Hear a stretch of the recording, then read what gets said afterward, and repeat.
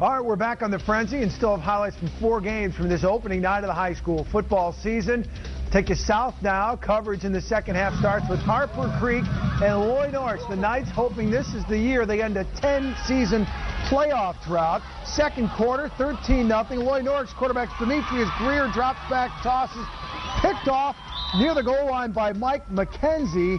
And then it's Ty Blasky going to pound it in from 4 yards, put Harper Creek up 19-0. They beat Loy Norris. Final score 33-7. Two of the best in the Kalamazoo Valley Conference a year ago, kicking off tonight against one another. Constantine, the Falcons, going up against the Panthers of Penfield, taking on down south for action this game. Picking up in the first quarter, Penfield sophomore quarterback Nicholas Acton coming right at you and going right by you. 31 yards for the touchdown. It was 20-0 Penfield at that point. Let's let the celebration begin. Acton then a little bit later going to fake the handoff here, and yes, we bought the fake, but instead it's going to go to Kyle Baggerly. Kyle then going to go 40 yards right up the gut for the touchdown, makes it 26-0. Penfield no problems tonight. They get the victory tonight, 40-7 the final.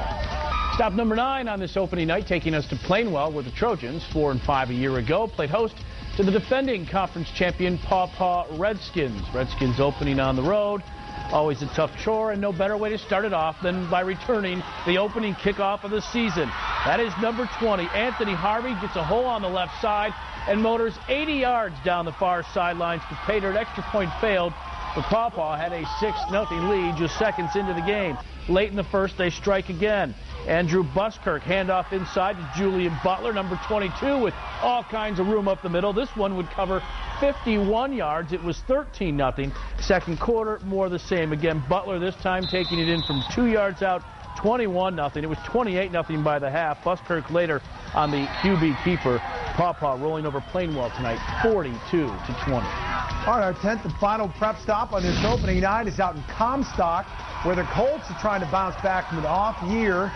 After 4 straight seasons of playoff caliber football, they went 1-8 in 2008. Well, here's Aaron McGuire. Pass caught by Chris Chester, 21-yard touchdown, 7-0 Pittsburgh after 1. Threatening again, Derek Debiak rolls right to Ryan Vrooman.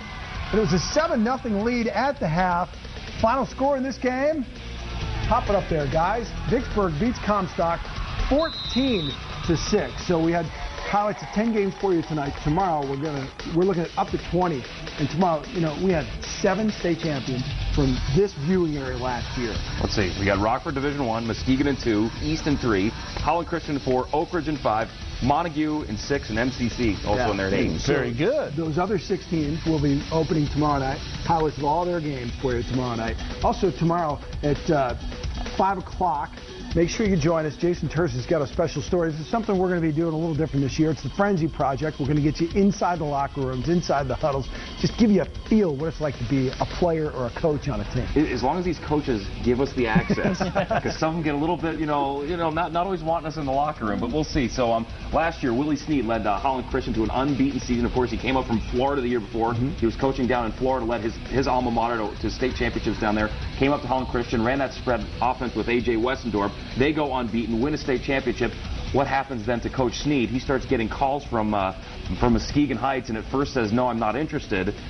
Then eventually he thinks about it. The more he thinks about it, says, okay, you know what, I'm going to take this job. So here, now Willie Snead, 1 year, 1 state championship at Holland Christian, now going to Muskegon Heights, trying to turn things around there at the Heights, and they kick off coincidentally against another state championship team at Jack Sugar's Muskegon Oak Ridge squad tomorrow. So and then Muskegon, of course, brand new coach there. Tony Anise went to Grand Rapids Community College. He makes his debut with GRCC on Saturday at College of DuPage. So a lot of teams that won state championships with big changes, not just the normal kids graduate and move on, but coaches and big changes like that. So we'll break all that stuff down. Rockford, I believe only has 3 starters coming back. We're so used to the Rams being perennial Division I state champs.